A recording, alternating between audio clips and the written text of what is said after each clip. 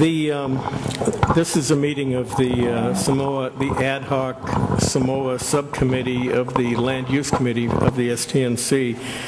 And the purpose of this ad hoc committee is to keep on top of the Samoa project, to do the research that's needed to know the details of the project, and to serve the Land Use Committee as a knowledge base or a brain trust for the Land Use Committee on this project. Our purpose this evening is to listen to the developer's new project concept and to perform a fact-finding through the question and answer period, and in that to offer constructive observations about their presentation that may be useful to them in preparing for their presentation to the Land Use Committee and to the STNC. I want to give the developer the opportunity to present their project without any interruptions or questions or distractions. Let's give them our full attention.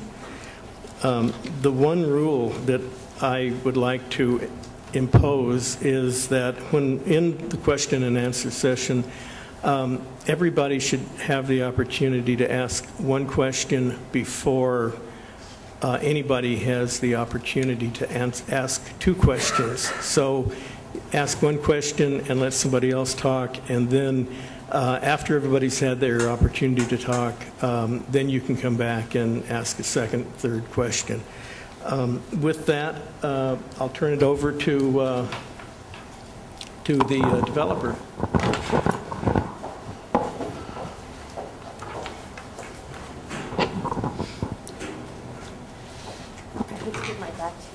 That's all right. Okay, sorry about that. Hi, my name is Delilah Sotelo. I'm here representing Millar Investment Group, Housing Investment Group, and some of you on the committee already know about Millar, but let me just spend a couple minutes talking a little bit about Millar.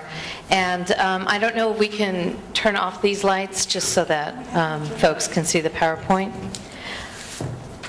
Again, thank you for coming out. 7 o'clock on a Monday evening is a hard thing for folks, so I'm so glad that you're here, and it's so important that you're involved in your community in this way, so I really commend you. Millar Housing Investment is a national developer who has invested in affordable housing, both senior and family housing, and has worked tirelessly to make sure that the products that they build are products that integrate to the neighborhoods and the communities in which they develop.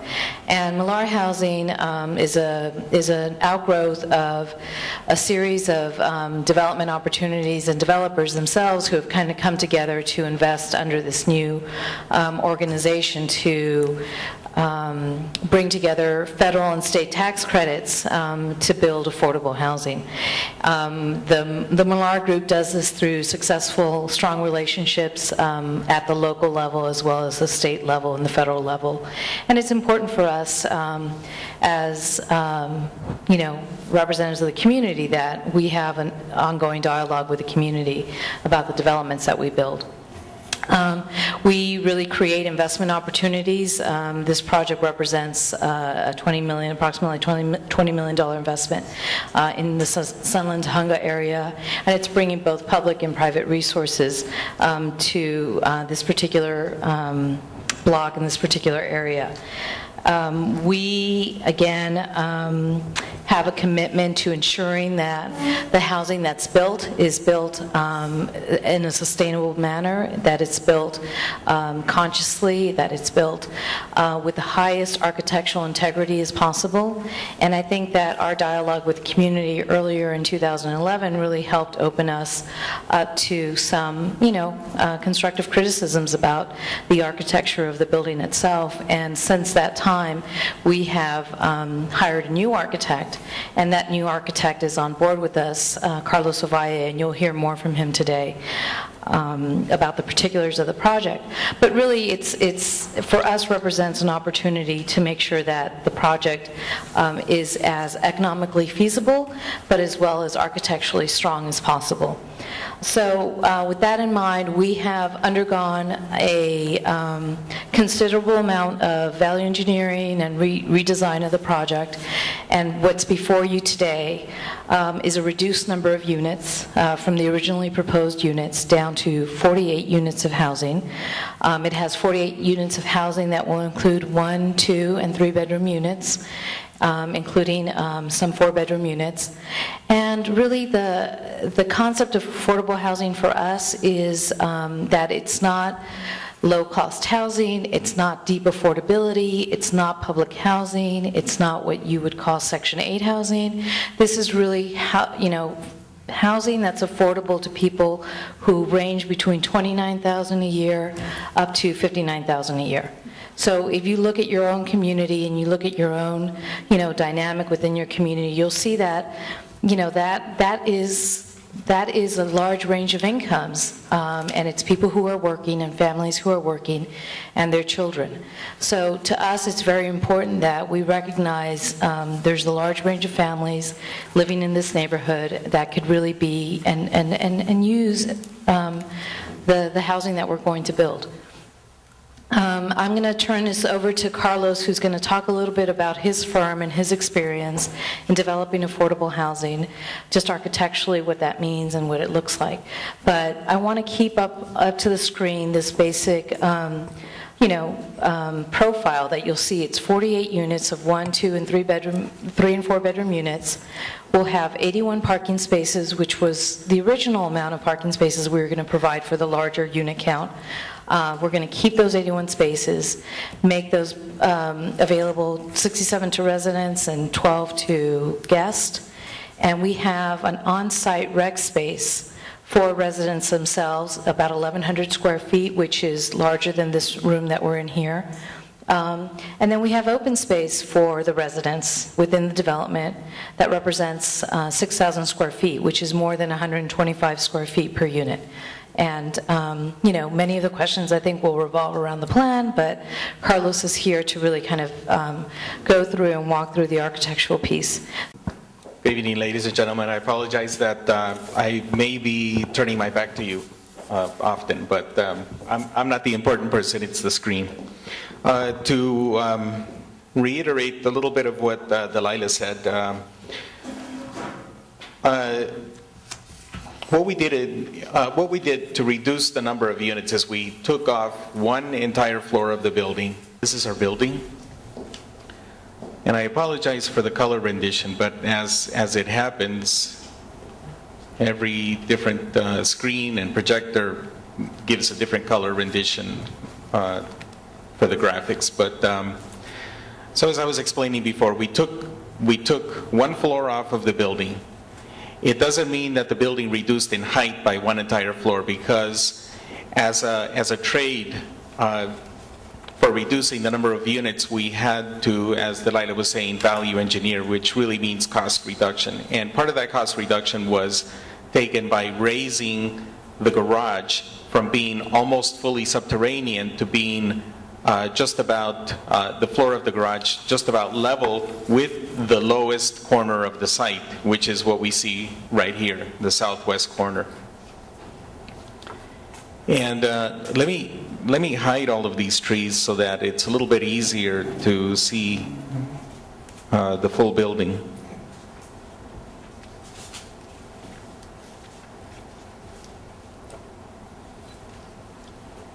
Okay, here we go.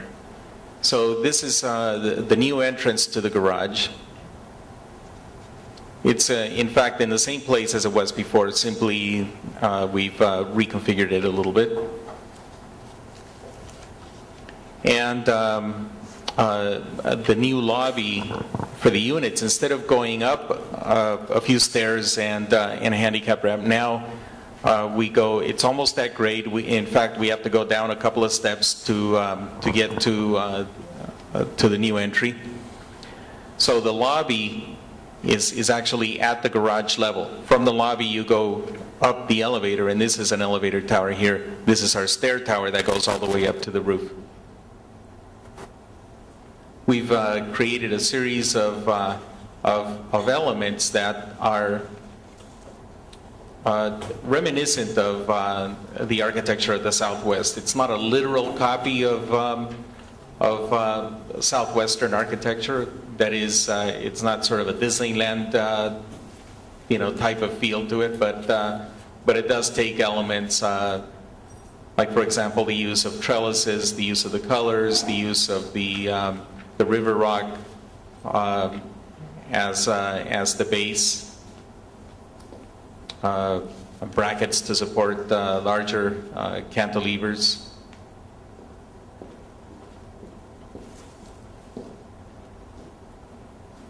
One of the interesting things to note here is that the building, although it appears high on the southwest corner, as you can see here, we're basically four levels. As you go around the back of the building, and these are contours taken from current survey, you can see that from the north and from the east, when viewed at eye level, our building is, in fact, slightly shorter than a two-story building.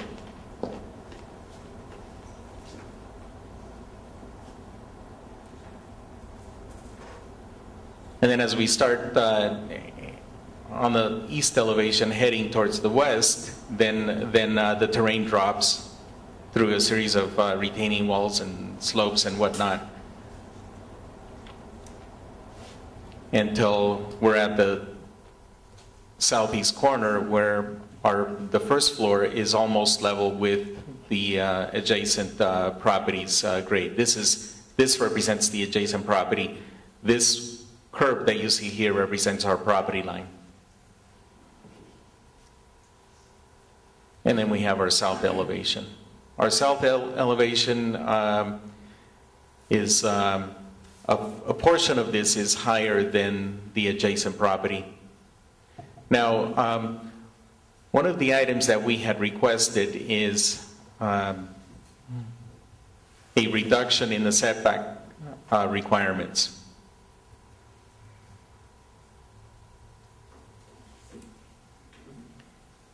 What we have here indicates, can everybody see this cursor that I'm moving? Okay. This represents a 15-foot setback, which is what we are required to have.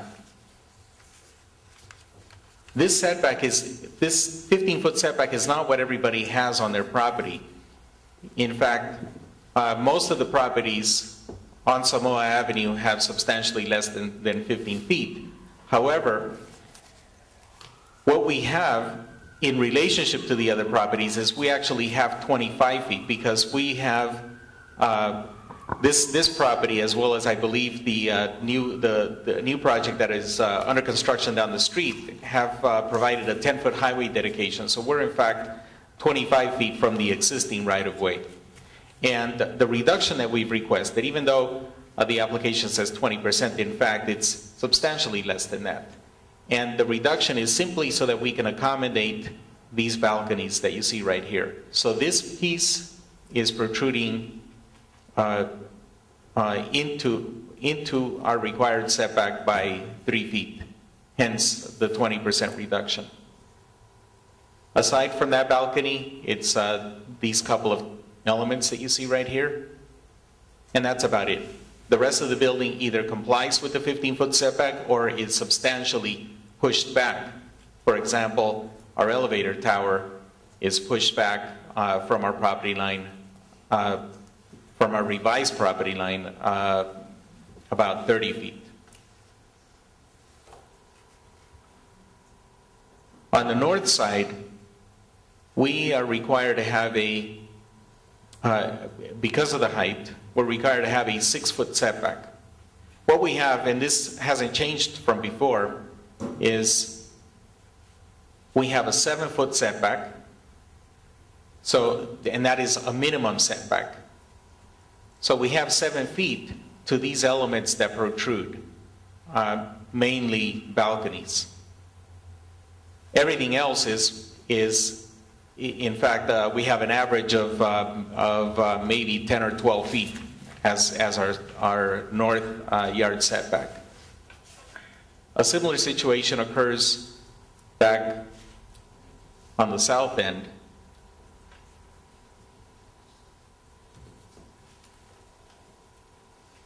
where the portion of the garage that sticks out of the ground is 8 feet away from the property line. Given our height, we're required to have 7 feet.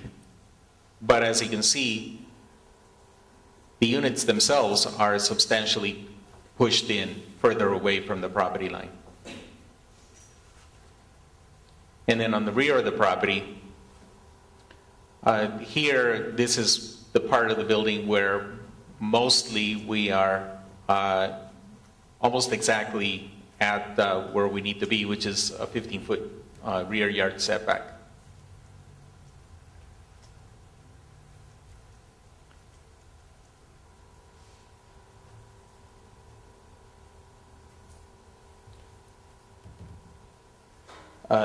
So one more thing about the height. This is the lowest part of the site. Hence, this is the highest corner of the building. Right now, we are at 39.5 feet.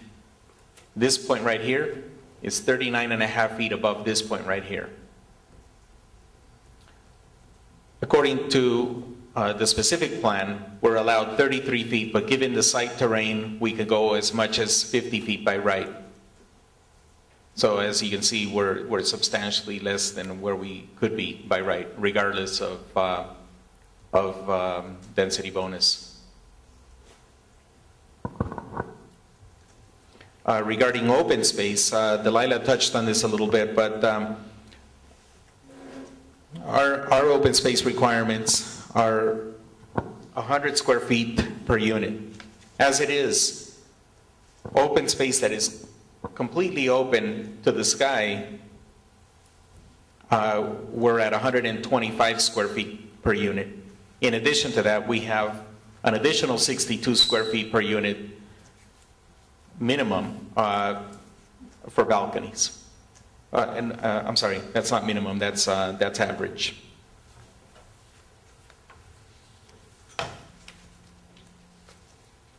Daniel, is there anything else I should touch on that? Okay. Thank you. So we're going to go ahead and keep this up because I'm sure some of the questions that will come about pertain to the site plan and to the actual elevations. And Carlos, I think, did a fantastic job of addressing some of the concerns that were raised very early on in 2011 and have really been responsive to, I think, those concerns. I want to close by basically saying I'm not going to go back to our PowerPoint, but again, if you want a copy of our PowerPoint, just leave me your name and your email and I'll send it to you.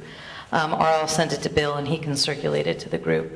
But when we did a survey of the Tujunga area, we noted that there were 8,400 renters in the area.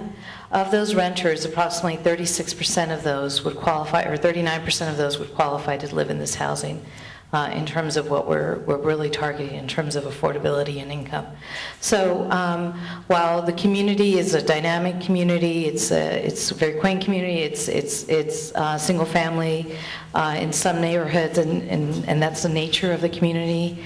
There is a higher density in other neighborhoods, in other parts of the neighborhoods, and that's just evidenced by the survey that we took and the marketing survey that we did as part of our due diligence for the project. So the last thing I really want to leave the group with is that the investment that Millar is making into the community is a long-term investment. We are not a turnkey developer. We're not a developer that comes in and builds a product and then leaves. The sources of funding that we have available to us, We have partnership agreements, we have agreements, regulatory agreements with the federal government, as really articulated through kind of the local state funding sources, and we have to keep the project affordable for 55 years. That means that we have to be here and comply with the project for that period of time. And every year there are compliance reviews. Every year there are reviews of maintenance and the quality of the product. This is not one of those public housing sites that will be run down, you know, in the first 2 or 3 years. We are an organization that has to keep its commitment to not only the community, but to the residents that live in our developments. And that commitment is a commitment that's long-term. And so with professional project management firms that we work with, as well as ongoing compliance certifications that we have to fill out, we will be here. We will be part of this community. And the welcome to the community has been a little, a little back and forth, but we're really hoping that the change that we've now made with the building itself will have your arms, open to us a little bit more and have us welcome into the community in a much better, participation and environment. So with that, I guess I'll turn it over to Bill, and if you can direct your questions to either myself or Carlos, that would be great. Okay, I have a list going around. If you want to put your email address on there, we'll get the documents that she's going to send out to you. We'll begin. Anybody up here on the panel want to ask one question? Joe? In your letter that you sent to us, you're saying the city is requiring you to widen Samoa Avenue by 10 feet.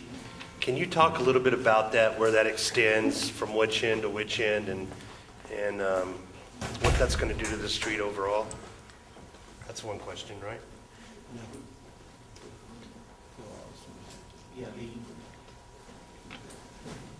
Can you hear me? Okay.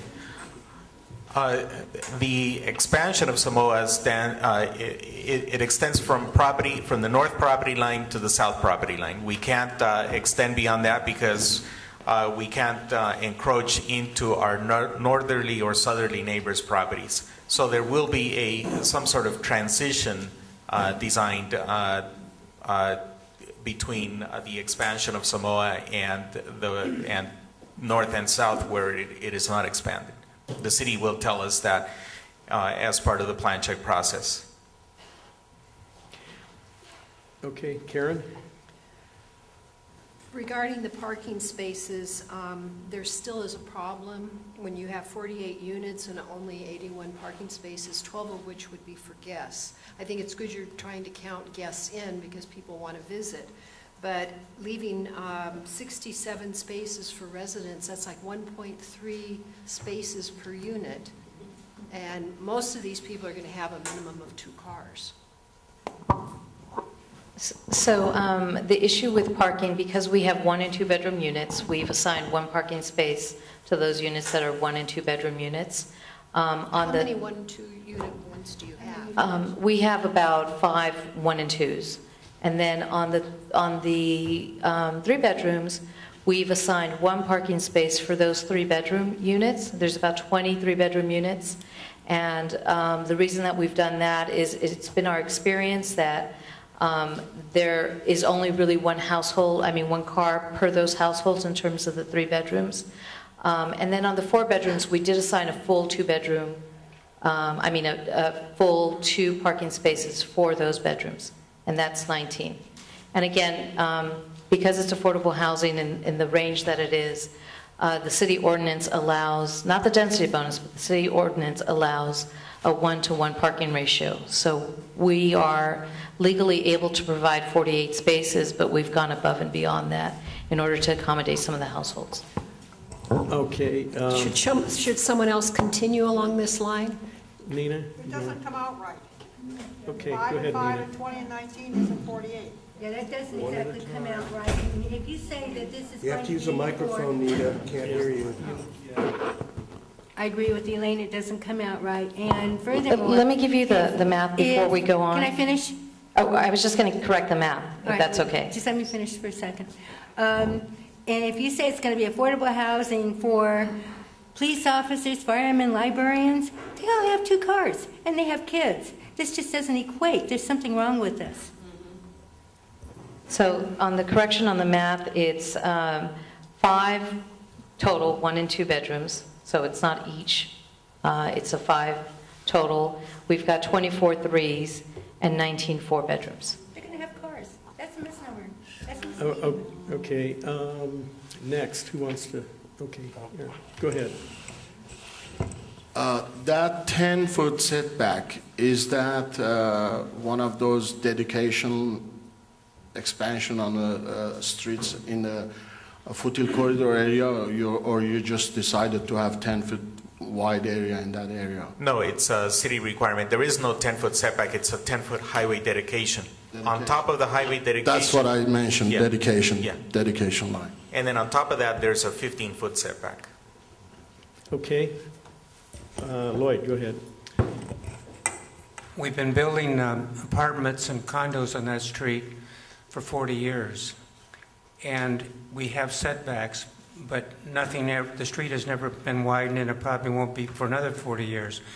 Is this still gated? I don't see a sketch on, is this still a gated community? The first one you showed us was gated, with the electric gates to open, and you had to wait outside. Is this one?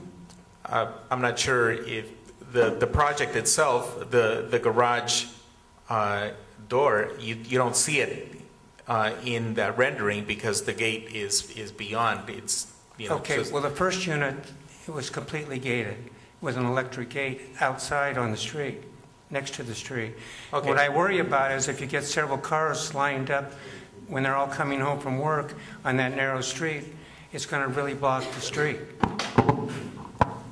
Well, the city recognizes that, and they've asked us to keep the parking gate, which is electronically operated via remote control, to keep the gate 20 feet beyond the sidewalk, so that if someone wants to get in, there's enough space for one car while the gate opens.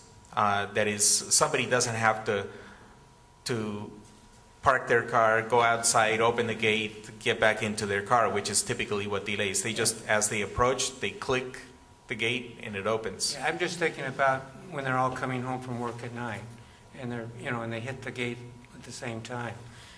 Then the gate stays open. Okay. Okay, David?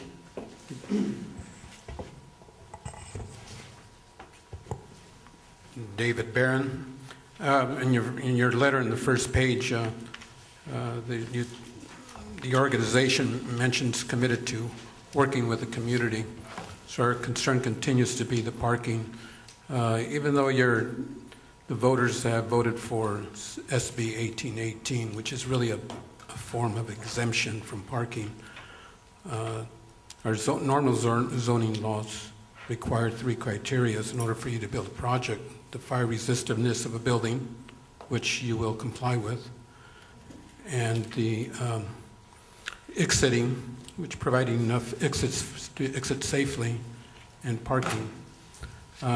You're not qualifying the property with parking. You don't have adequate parking according to the original zoning laws, but of course SB 1818 exempts that. So we live in our reality of what we're going to fight is the traffic. So there's not enough parking spaces, and that's what we object to in this and our community here. Thank you. Thank you. And just to address that issue, we're not seeking an exemption under SB 1818. We are, because there is a local ordinance in the city of Los Angeles which allows the development of affordable housing, and is in consideration of having your building 100% affordable housing, it allows you to have a parking ratio of 1-to-1 regardless of the size of units. Recognizing that, you know, we have the ability to provide up to 81 spaces. Again, we want to designate 67 of them for the residents, 12 for non-residents. It doesn't necessarily mean that those 12 have to only be for guests. If there is an additional car in a household, they may not have an assigned parking space, but they would certainly be able to use that guest parking space. Dean? Dean, you're on. My name is Dean Shear. I'm Vice Chair Planning for the Land Use Committee. Thank you both for coming this evening and presenting your revised plans. I really do appreciate that, the effort to have that outreach. And you have made changes to the plan. Some of them are fairly significant. Most importantly, the drop in the number of units, which was addressed in the density appeal that we filed. I guess my one question is for Carlos, and then I'll just ask the question flat out. Are you aware of the city's design guidelines for multi-residential apartment buildings and condominiums, as well as the city's walkability checklist? Within that checklist, the recommendation that the project include primary entrances to the units facing the street. Are there any units in this project that take entrance from the street? None. Thank you. Okay, Elaine? I'd like to bring up an issue that wasn't mentioned, and that's the hydrology report. And in reading your letter, let me see, where is it? You talk about the urban storm, I've got the wrong letter here. The urban storm water mitigation program. And I have spent some time this afternoon looking at that program, which is actually only aimed at preventing pollution, preventing trash to wash down into the ocean through our flood channels. It does not deal with our flooding issue, which is probably the single most important issue we have here on this project. It's a 12% slope. We already have extensive flooding on the lower block of Commerce. It actually goes into the buildings on heavy rainfall. And I think you ought to be aware that the record rainfall in the United States of America is from the San Gabriel Mountains, and it was 26 inches in 24 hours. And that's the kind of rain we get. We didn't have it this year. We've got a sort of a drought year, but we have years. I measure the rainfall at my home, and we've had as many as 46 inches of rain in this area, actually in an area that gets less rain than Tahunga. So I am very concerned about the fact that you are not doing anything about the flooding problems, and I would like you to answer that if you can, if you know what's going on with that. Unfortunately, our civil engineer isn't here to respond to that, but the civil engineer has received all the documentation that she needs to be able to respond properly to this. What I can tell you is that at some point there's nothing that we can do to prevent flooding completely because of the unpredictability of flooding. But we are taking some measures. One of those, and I hope I'm explaining this correctly, but this is as I understand it from the civil engineer.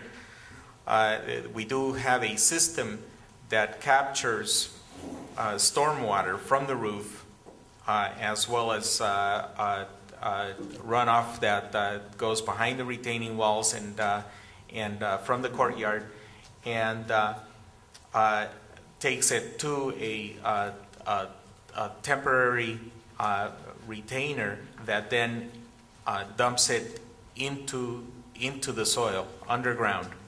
So there's a type of I guess like a well that goes below the level of our lowest floor, and there have been percolation tests that have been done to prove that the soil is capable of absorbing that water without causing any detriment to the structural capability of the soil to support the structure. Is it possible that we could hear from the civil engineer as to, because all he talks about the urban stormwater mitigation, and that's pollution. That's to save the trash from going to the ocean, and we're concerned about the flooding because we already have a huge flooding problem, and we have a whole acre of permeable area that's going to be covered with parking and apartments. the documents that we've presented to the city, to the grading division who analyzes this, address much more than what you're talking about. They include special percolation tests that were conducted by a soils engineer. So that information is on file. The planning department has that, but we'd be happy to share it with, I guess it should go to you, Bill? Mm-hmm. We'll coordinate all that. It can come to We'd me appreciate seeing that. or to Cindy. Excuse me, do we know what the seasonal high water table is in that area, roughly? Again, because our civil engineer is not here, we don't know off the top of our Okay, heads. so what Carlos is mentioning, it's called drywall. We used to do that in New Hampshire a lot because always seasonal high water table was high and we had to spread it underground.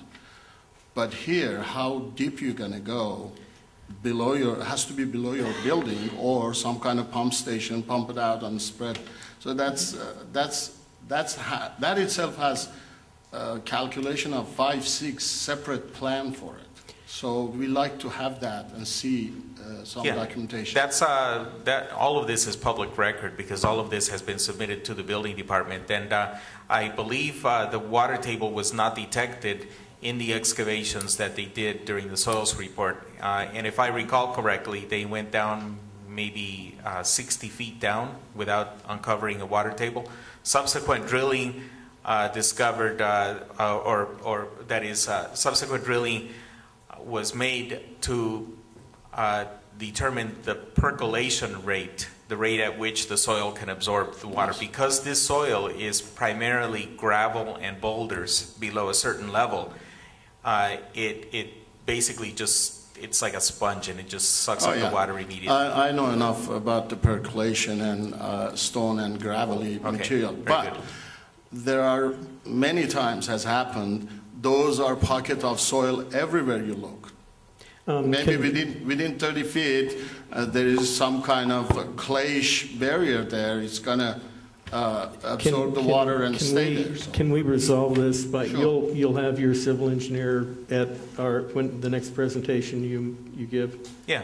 Okay. And we did 2 soils reports, by the way, 2 independent, completely different people, plus the percolation test. So we're confident. Thank you. It's our expectation that we probably won't bring the civil engineer to another presentation, but we will try to get the materials to you before that so that any questions you have can be answered in the materials. Okay. That would be great. Yeah, Thank you. I'd like to go to the audience now. Any questions out there?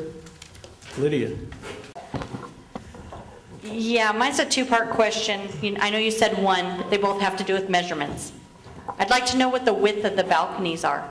Because when you were talking about setbacks, it appeared as if the balconies were only 3 feet deep. So I'm trying to get that. I believe it's a minimum of 5 feet that we have. Okay, and the second was the guard tower, the thing that looks like your prison and the guard tower shack at the top. That looked also higher than the high point you stated at the low corner. That's so I'm correct. wondering what the height actually is for the tallest point of the building. That is exempt from any height requirements under the specific plan. The items that are exempt are stair towers and elevator penthouses. That stair tower has to be that height, and in fact, we kept it as short as possible, but fire department needs to have access to the roof. We could have done it without it by having a ladder, but it's not something that as an architect I like to do. I like the firemen to be able to walk up a normal set of stairs to reach the roof for the safety of the neighbors and the residents. So What is the height? it's 8 feet above the top height. So let's say 47 and a half. Okay, next question. Yeah, Debbie in the back. Hi. Wow, sorry, that's really loud. I'd like to address this to the architect. I really appreciate all your information and the careful photographs you took and the materials you sent, which Cindy forwarded to me and asked me to make some architectural comments. Do you have a sample board with you for the materials and colors? No, not yet. Okay. The stone that you have on the front, is that the flat stacked stone? No, it's river rock. This is the best that I could represent it given my rendering program. Yeah. But you know, it's we've heard it you know, a million times. It's real river rock, real river rock. Okay. In fact, most of that is probably going to come from the excavation. Oh, excellent. That would be wonderful. Ideally, you know. Well, yes, you'll find a lot of rocks, I promise. But if not, we know where to find them around town. Are you planning to cut them in half, or just apply them three-dimensional the way they are? You know, that's a means and methods question for the general contractor. I don't want to second guess the contractor, but the look of it is going to be, you know, the river rock that you see in many communities that are in the foothills. Oh, okay, next question. Well, can I tie that in with a bigger architectural question? Next time around. Okay. Okay, over here.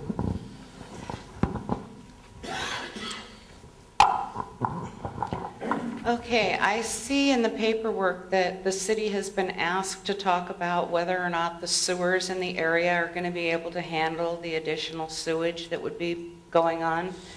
Our water pipes up here have not been replaced for close to 90 years, and our electric lines are way behind as far as what they can serve. And also with the cuts in the fire department, the police department, and our recent realization that our mayor sold all of our ambulances to other countries when we still needed them, we're going to have a problem putting in the infrastructure that's going to be necessary. Has the city informed you that you're going to be required to update all of that for us? Because there's no way that there's going to be enough water for the residents of that street just to take their showers, do their laundry, and all of that stuff. God forbid somebody has a little fire in their yard. We're all going to get it. I don't know if you guys know, but we all lived through the station fire, and we don't want to do it again. During the plan check process, the city reviews available fire hydrant pressure and domestic water. The city will not issue a permit if they deem that it is insufficient to fight a fire or to support water to the top floor. They will not issue a permit if there is insufficient sewage capacity or electrical capacity. So that's just a given. Okay, so that is being checked into before the permit. Yes, it's part of the plan check process. We have to obtain sign-offs from all the different departments. My name is Gerald Powdy, and I live near Pinewood and Canyon Boulevard. I have a problem with the parking on the thing, but also where are the kids going to play on that design? I didn't see anything on that. Recreation. Okay. Let me address the recreation part of it. We have more open space than what is required for a project of this size. And there will be, even though it hasn't been put into the plans yet. Right now, our courtyard is just a big open courtyard. There's about 1,000 square feet of area in addition to that on the rear yard, which is at least 20 feet wide, and the courtyard, which is relatively secure and within view of the laundry rooms and the management office, will contain a tot lot for the kids to play. So Okay, typically what we do is divide the play area between the tot lot, for kids that are younger, and then a more passive sitting barbecue kind of picnic area for parties and adults. And that's all kind of contained in the center heart of the development. If you look at the plans, you'll see the aerial part where you do see, the length of the courtyard. and we break apart the building within the courtyard, so it's not a big, massive building that you're just looking up and you're seeing a tunnel. It's actually broken up a little bit, so there's some, there's some articulation in some smaller courtyards and plant areas throughout the development. Okay, questions? Cindy, go ahead.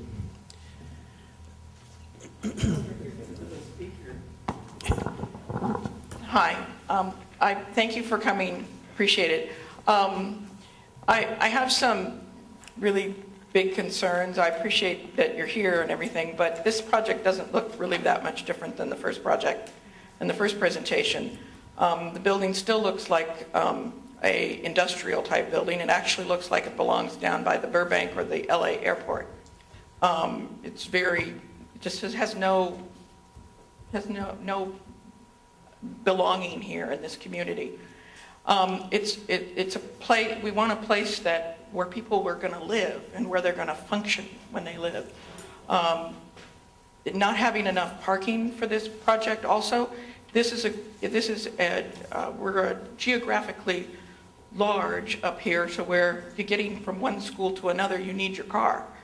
So we don't have local horse and buggy transportation to get kids to school. So by not having enough parking spaces and designing a project that is compatible and blends in with the functionality for the project itself for people who are going to live here doesn't make sense to me. And frankly, it isn't, you haven't heard or listened to the concerns addressed by the community. This is just, you just talked now about a barbecue in a tot area. What happens when the kids grow up?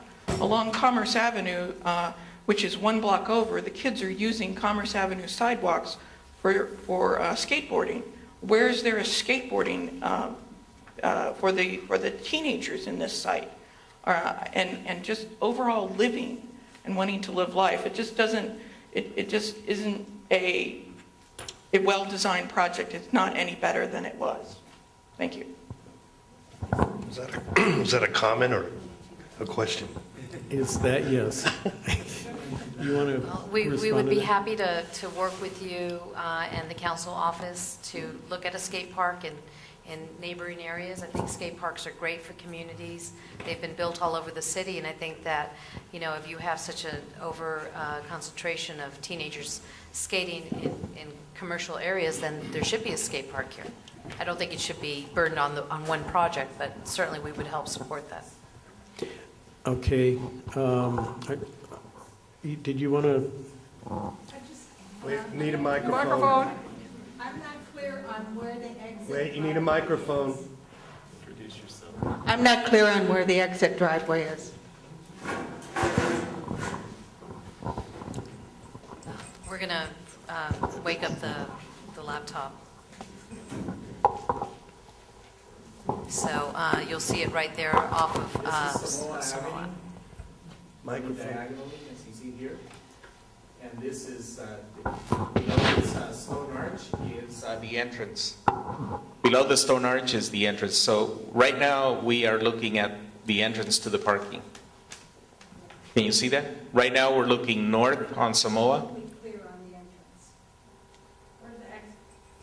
And this is entrance and exit.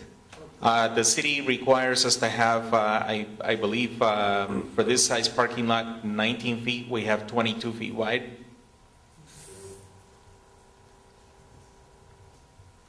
It's both. Yes, it's both entrance and exit.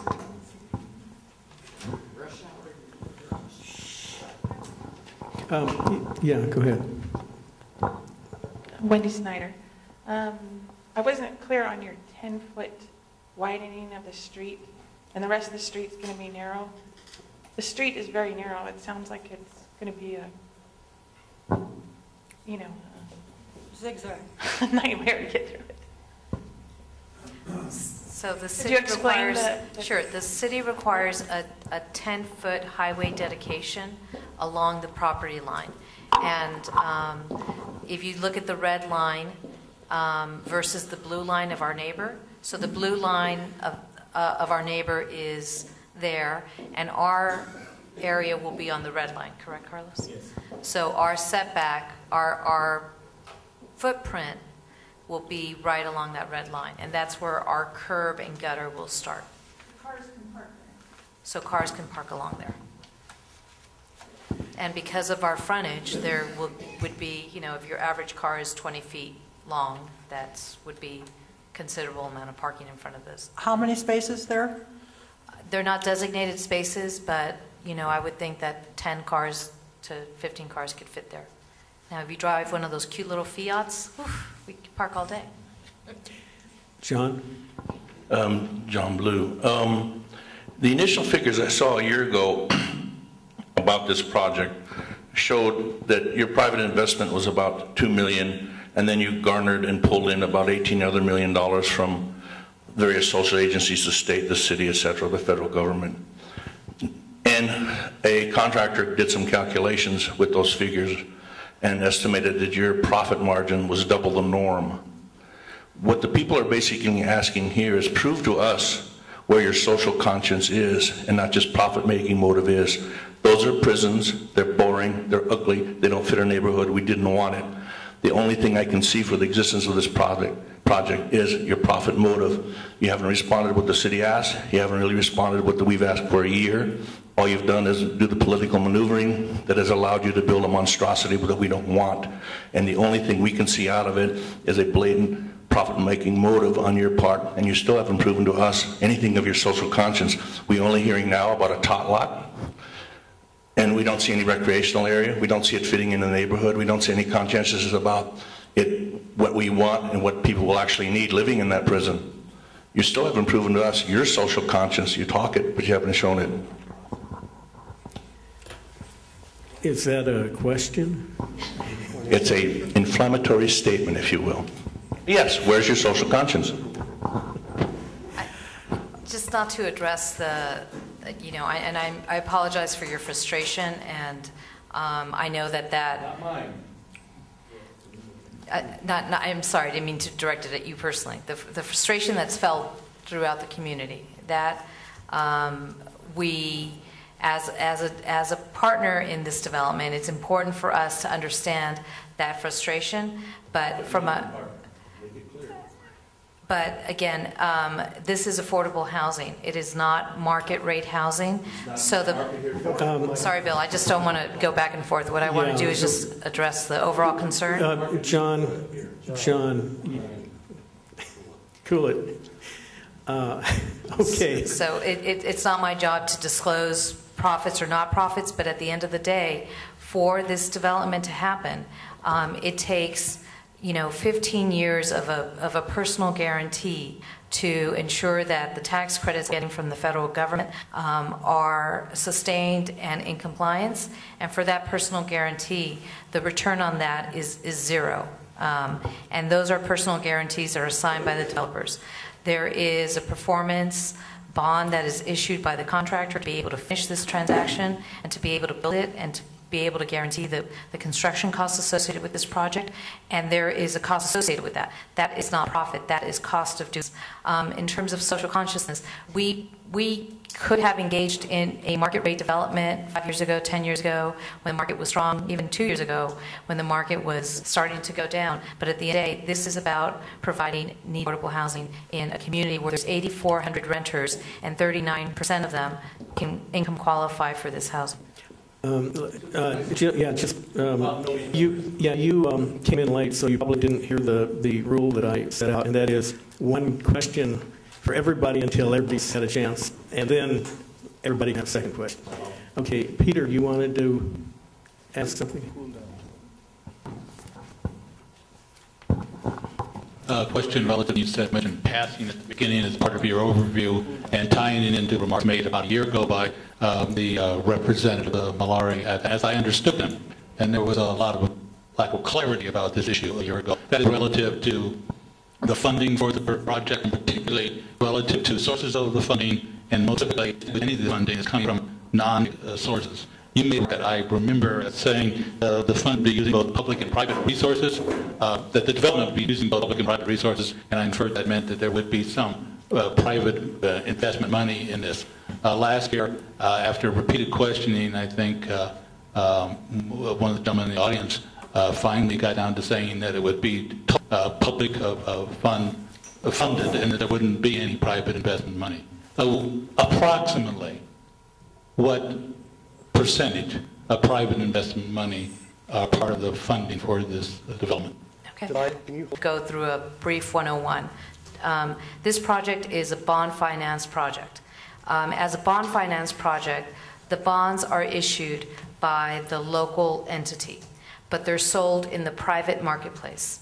So the private capital that's coming into this project represents about 55% of the total cost are being funded by a conventional private loan, which is guaranteed, personal guarantees, by the developer of the site. So that conventional private loan, and again, without disclosing all our pricing and our terms because of competitors out there, the reality is that that conventional private loan represents 55% of the overall development cost. The other sources of the development cost are private equity raised from the sale of federal tax credits. That represents about 30% of the cost. We got an award of federal tax credits, which then gets sold in the private marketplace, and private equity is then raised as a result of those credits, and that investment is then put in. There is seller financing, affordable housing program grants, which are for 100% affordable housing projects that are competed by nonprofit organizations. And then we have the private equity of the developer who has spent, I would say, about $600,000 so far in pre-development expenses for this project, in moving forward with this project. And that will be reimbursed one way or the other, but it's still private equity that was imposed. Now, the federal tax credits are a public source using private capital. Private equity. So that's why they're called public-private. The bonds are issued by the municipality, but they're also, they're not guaranteed by the municipality. So they are sold to bondholders, and those bondholders hold the developer accountable for guaranteeing those proceeds. So that means there's a construction loan. It also means that there is a permanent loan on the project. And that permanent loan is through a bank. It gets serviced. Every month a mortgage gets paid. It's usually a 30-year loan that changes terms in year 11. So it's a mortgage. So that's as quickly as I can surmise it. Okay, next. Anybody who hasn't had a question yet? Can I have another question? Hold on a minute. I want to make sure everybody who has not yet spoken has a chance to talk, and then we will go to the second round. And Bill, we have about, we are here till about 8:30 or so? Yeah, that's probably our cutoff. And I see Sonia's hand up in the back. Sonia Tertullian, thank you very much for coming this evening. I'm reading your emails back and forth with Cindy, and on project size, where it says, by right, without utilizing any state low density bonuses, the developer would be permitted to develop 53 units on the subject property, and a developer of affordable housing may request as much as 35% density bonus. My question is, if the community, if everything goes fine and you go ahead to put in the 48 units, once you have clearance, can you apply for the density at that time to increase the size? If we were to apply for the density at that time, it would be the same approval process that we had been going through in 2011. You have our commitment that we don't want to go through this elongated process again, so we would not be applying for density bonus. As we move forward with 48 units, we are keeping it with 48 units. Okay, thank you. Go back to the panel. Yeah. Anybody else?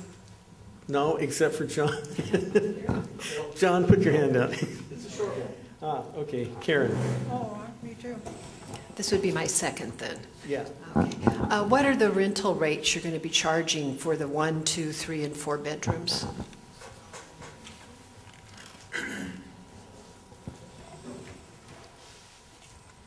From a marketing standpoint, we haven't set the rents yet, but just to tell you that as of 2012, the income, the rents for 50%, at someone who's at 50%, the median income, which is one of our targeted for a one-bedroom unit, is $791.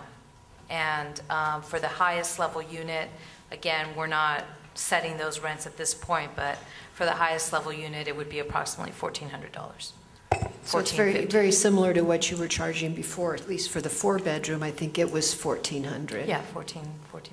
And again, it's based on 30% of someone's income that's in that unit. And you know, the market rate rents in this area, as you know, are higher than that. Yes, in the back. You need a microphone.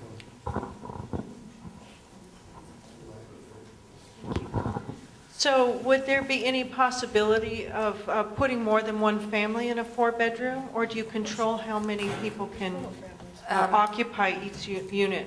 Yes. Every single person that is admitted into the project is screened. There's a screening criteria, compliance criteria. Our regulations, both at the federal level and also at the local level, do not allow for a duplication of households in one income. I mean, in one unit. So no, there are no double households in a unit. Okay. And we screen everybody. Everybody will go through an application process and a review process, probably 3 months before the opening. Okay. Yes, Arts and Cramians again. I'd like to know cost per square footage, final cost for square footage. Because we have been back and forth on the architecture of this, it's been difficult for us to hone down a price. But certainly when we come before the Neighborhood Council, it's something that we can guesstimate. And we have not done a hard bid on the project yet. Okay, thank you. And if there are any subcontractors that, you know, are interested, they should contact us. David? Or, okay. Do you have any guarantee for us that the project will be completed instead of being boarded up and fenced for years like other past affordable projects? Given that the financing is in place for this project and we have been eagerly waiting for approvals at the local level through the city, this really represents a huge compromise for us, where we had to reduce the number of units and look at the economic feasibility of reducing those units.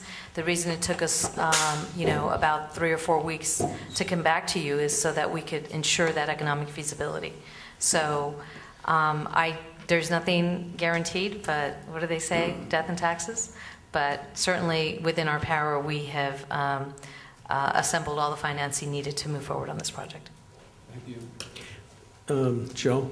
I just want to be clear that you have not actually submitted these plans to the city yet. Is that correct? That's correct. So our appeals that we've filed are still for these are going to be a whole new set of plans that are going to be submitted. Well, what happens now, we'll have to sit and talk with the city planning department because we don't need necessarily the approvals under SB 1818. It's likely that we're not going to submit any additional documents to them, but the building and safety department will get a full set of plans, and yes, those will be available. And do you know when you're going to do this? We're again hoping to get you know, positive response. We've looked at our economic feasibility numbers on this, and we're hoping to do that as soon as we let Carlos go home and start working on them. Okay, thanks. Yeah, go ahead, Nina. Has the city indicated to you when there may be a hearing either before the Area Planning Commission or City Planning Commission for your applications? They have not. The last we heard from them was about 3 weeks ago, where they thought they were going to delay it to the end of March, beginning of April. And again, if we go back and resubmit to them and they see that no discretionary approvals are needed, then I think that will eliminate the need for an additional hearing on their side. Yeah, go ahead, Nina. My understanding is for a building that size on 2 lots, there's supposed to be a break in the middle, and I don't see any break in it. It's just one huge building, and that's supposed to be for safety purposes. There is a break, and let me show you on the model.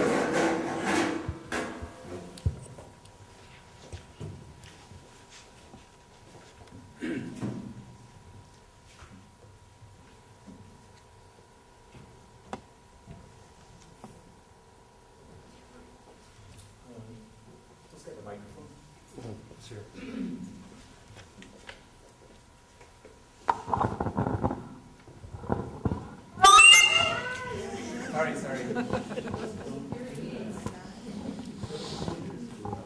The specific plan is not very clear as to what is meant by a passageway. In other words, there is no definition for passageway. We discussed this at length with the planning department, with Bob Duenas and the other person that's handling the case. And so we ended up providing 2 spaces. One is here, which is about 12 feet wide. In fact, it's actually wider, but it's interrupted at some point by the elevator tower. And that goes all the way through the middle of the courtyard. The other one is this space here, which is completely open except for a guardrail, and that goes all the way through to the courtyard as well. That satisfied Bob Duenas, but he was scratching his head, and we were all, because we couldn't find a definition to what the passageway means. Can you show us that in plan view rather than elevation? Certainly. And I can suggest that you go look at some apartments on Summer Okay. Lloyd, did you have any question? Okay, John Blue. I'm sorry, John, before you ask a question, I understand that you're redoing your site plan process, or you're going through additional site plan modifications. Perhaps that's one of the areas where you can be more specific about what the intention is for future developments.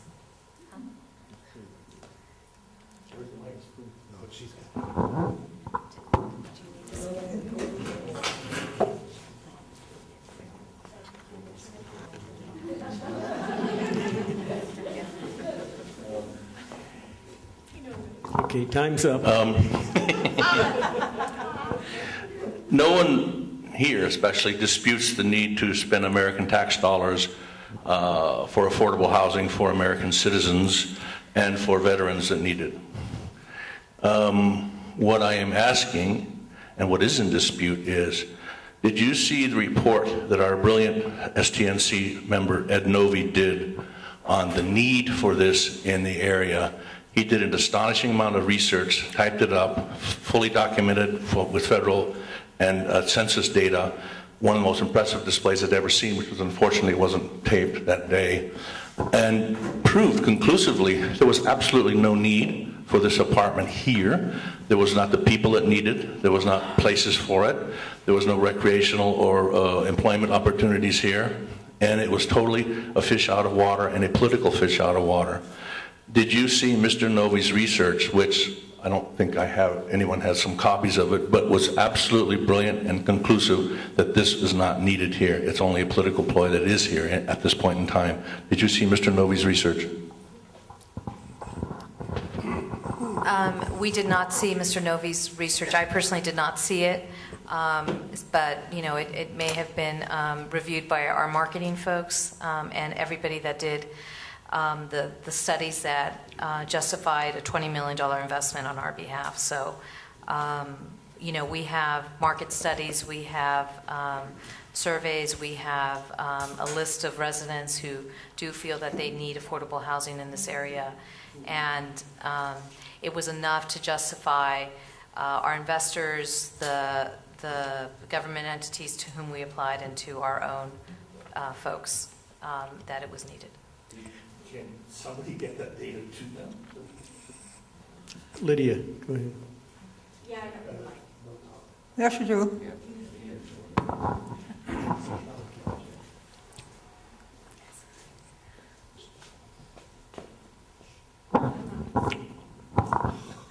Okay, Elaine, your turn. Okay, well, we haven't talked about traffic, and we haven't talked about fire safety, and we haven't talked about the fact that this is one of the oldest places in the city of LA, that we have worked here amongst us for generations to save this area. We have the #2 most historical resource in the United States, in the city of LA. And at this point in time, there are 40 to 50 cars parking on that property every night because there's no place to park on Samoa. If you go down Samoa, even at this late date, I don't know how late it is, 8:30, maybe not this late, you will see people walking in the middle of the street because there's no place else to walk. We're talking about adding tremendous amount of traffic to this area. There doesn't seem to be a traffic study. According to what I've read on SB 1818, there is supposed to be transit. There is no transit, and even if there were, it would be 4 blocks away, downhill and back up a hill. I think Lydia or someone over there mentioned how many miles we are from medical, groceries, schools. How does this apply as affordable housing? How can this be affordable housing if there is no transit, if there is, and again, another question is, what have you determined from the fire department? Because I don't see how the fire department can do anything about a fire in the back of that building. So I have, I guess, double questions. I got away with 2, right? Yep.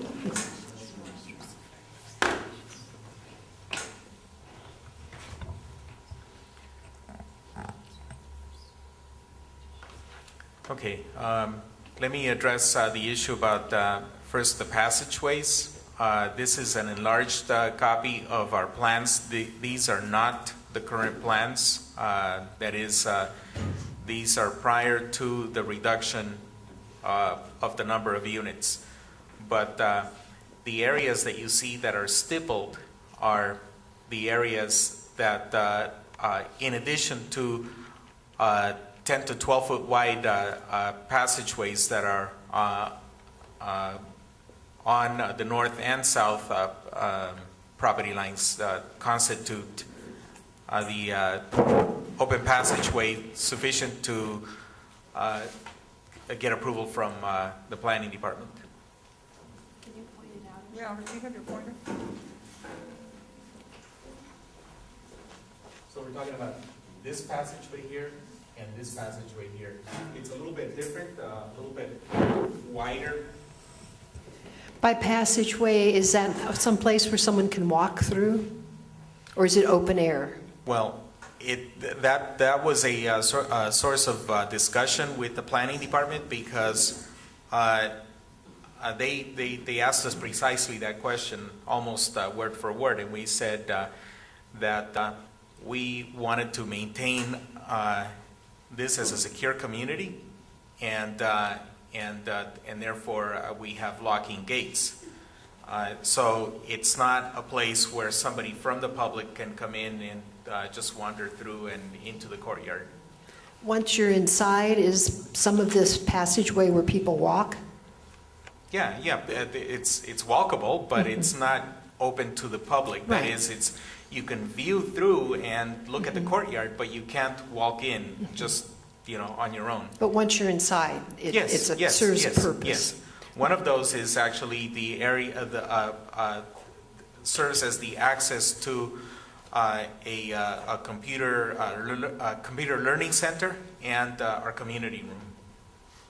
And the other one serves as the main access to the building, as well as the elevator lobby and the access to the courtyard and to the management office. Will these drawings be a part of the package you email to us? Yes, but not in working drawings as you see here. They're going to be they won't show all the dimensions and things like that that are not relevant. They'll show the clear things that you folks want to see. Okay. Could we go back to my question? I have 2 questions. And to your question, let's see. The fire department is or was actually until we stopped the plan check process, but they are thoroughly reviewing this, and again, just like the other question about sewer capacity and water capacity, the fire department will not approve the plans, and there will be no project if they don't consider that the project is sufficiently safe. You know, the main task of the building department and my main task as an architect in order to maintain my license to practice is to ensure the life, the health, and the safety of the occupants. How would you respond to traffic? You know, I apologize, but I don't know if there was a traffic study done. That's beyond my realm, but we will come back with an answer on that one. Okay, it's almost 8:30. Yes, Lloyd. There was a traffic study done, and they said that parking was really terrible. And what they kind of said, well, so what? It'll be worse, but it's terrible now, it'll be terrible then. Let me address a quick issue about parking. First, let me tell you that I've been doing affordable housing for 30 years. In fact, the entire length of my career as an architect, and I've worked on projects for FHA when FHA was building, for HUD, for many nonprofit organizations. I'm a member of the California Association of Nonprofit Developers, and there have been at every single project that has been built, not just in LA, but in every place that I've worked in, which is all the way from Central America all the way up to San Francisco, Nevada, and Hawaii. The same question comes up all the time. A SCAMF, you know, which is obviously something that they've analyzed thoroughly in the city of LA, has conclusively proven that for affordable housing projects, and by the way, I will share this report with you, that a lot of the parking, even at the reduced rates that are recommended by the city, is by and large underutilized. So I understand your fears, and I understand what happens in a lot of projects that are market rate but are low rent, which is different than affordable housing, because the market rate that are rented at low rents do not have to comply with any of the guidelines that this project and other similar projects are required to comply. So the moment a person, a household makes $1 more than what is required to meet the guideline for them to be there, you know, and if that dollar is going to be the dollar that helps them buy another car, that person no longer qualifies. So it's the very, very strict income requirements, and the moment they make more than a certain amount, they're out because they don't qualify. Okay, Cindy, go ahead. Okay, just a couple of quick questions. One about the design and of the whole project. Earlier I said it's the same project, it's institutional, so I'm asking, will you design a better project? Will you really, where this is not the rest of the world, this is Salundahanga, this is a community, and I'd like to ask that you design a better project and that there be sufficient, at minimum, parking spaces. And that is my question. And then all of the number of other things that you mentioned with regards to studies and documents and things on file, can you make those available in PDF format so that we can have access to them easily? Because that's been another one of the things of having the right information. Thank you. Okay, we're going to wrap it up real quick. We've got 3 people who want to talk. Does anybody else want to talk? Okay, Peter. What? Okay, it is 8:30. Dean is telling me we need to cut it off. John, you got Mine's very short. 10 seconds. Right. I'm told by Ms. Cindy Cleghorn that Mr. Ed Novi's brilliant research is on the STNC website. Would you make a commitment to have your researchers and fact finders and justifiers go there, research Mr. Novi's facts, and make a written commitment that you would do that and come back with some kind of review of it to us, showing us his documentation showed there was no need. I'd like to see how you people address that. In writing, please, at a reasonable time to the council. Okay, next. And Debbie, and then Peter, and that'll be it. Okay, my question to you is, if you have all these commitments to government agencies and funding agencies and blah, blah, blah, to keep the rents low, and that if that $1 puts them over the edge that they don't qualify, you know what you're telling us? There's incentive to stay poor. I sure don't want to be moved out of my house. That's why I'm living in that stupid fishbowl, because I own my house. Guy's renting. But these renters are going to have no incentive to try and move up in the world and make more money. Because if they make more money, they got to move out, which means you're going to take that neighborhood and you're going to lock it in as po-folk. Okay. And I see you shrug your shoulders and give me the of your eyes because you don't have to live there. So thank you very much for coming in and condemning our community. We're going to fight you every way. Okay, Debbie Beck. Something about the project, maybe. I hope you're familiar with this quote from Mr. Malari's letter.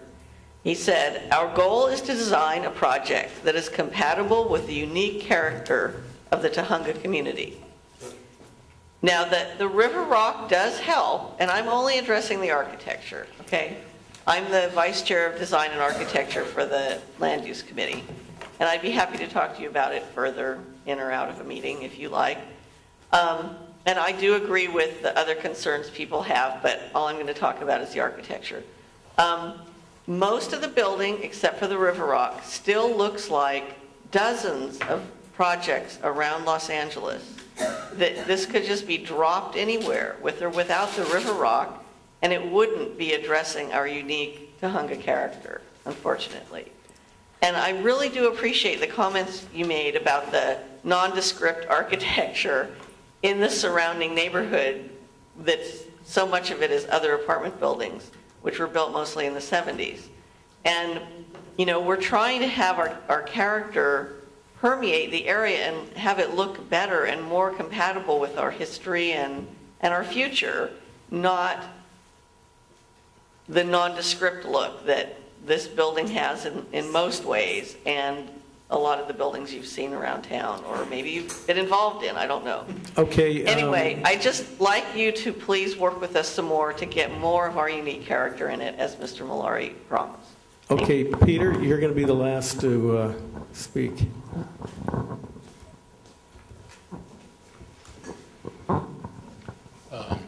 Also, another question relative to your introductory remarks.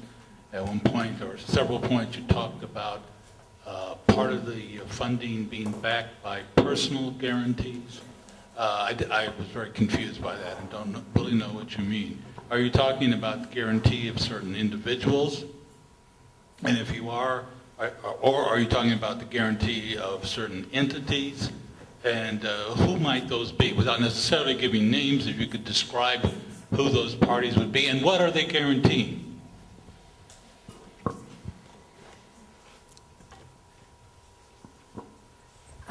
The personal guarantees are like a mortgage. You guarantee that you're going to pay your mortgage. So the bondholders through the private bank, the conventional loan, require that of the developers, and that's the development entity, which is then a group of individuals, that they guarantee that those bonds will be repaid. So it's the development entity is a for-profit development entity that has a group of developers or individuals that make up that entity. So it is the personal guarantee to that entity and then flows down to that individual, to those individuals, without getting too much into the topic of it. You don't have a mic. Malari Housing Investment, Inc. is the developer. So that's who I'm talking about. Okay. Is there anything you want to say in closing? Again, I just want to thank everyone for coming out and spending so much time and energy over the last certainly 12 months looking at this project. I am a former neighborhood council president. And, I know how hard and tough it is to, to make sure that the desires of the community are looked at and legitimized by the folks that are doing development in your project areas. I know it's constantly a struggle, and I want to just convey that if we're not able to meet every single desire that you have, it's not because we don't respect your ability to have that desire or your right to have that desire. It's a matter of, for us, really weighing the feasibility of doing it financially, and then being able to move forward with the project, in a way that, based on our experience, tells us is the right way to go for the type of project that we're trying to build. So I understand it's a struggle, but it's a struggle that I hope that you will continue to articulate, and hope that you find a willing audience in us. And at the end of the day, our hope is that we can move forward in a way that is beneficial to you and of benefit to us. And again, thank you for being here, and thanks for giving us so much time and so much energy. And, Carlos is a great architect. We're happy to have him on board. His 30 years of housing experience, my 20 years of housing experience, the development teams, 40 years of housing experience, I think makes it so that, you're dealing with a pretty credible team. So thank you very much. Yeah, thank you for coming. Thank you.